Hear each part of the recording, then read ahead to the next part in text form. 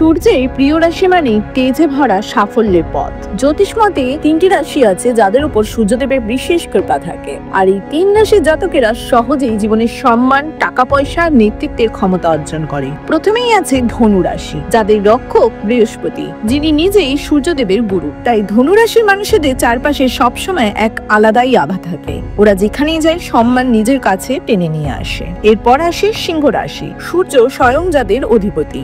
আত্মবিশ্বাস, নেতৃত্ব, সাফল্য যেন এদের রক্তে মিশে আছে। কেউ যদি কর্পোরেট দুনিয়ায় রাজ করতে চায়, সিংহ রাশি হতেই হবে। আর শেষে মেষ রাশি, মঙ্গল যাদের রক্ষক আর সূর্যের সবচেয়ে ঘনিষ্ঠ বন্ধু।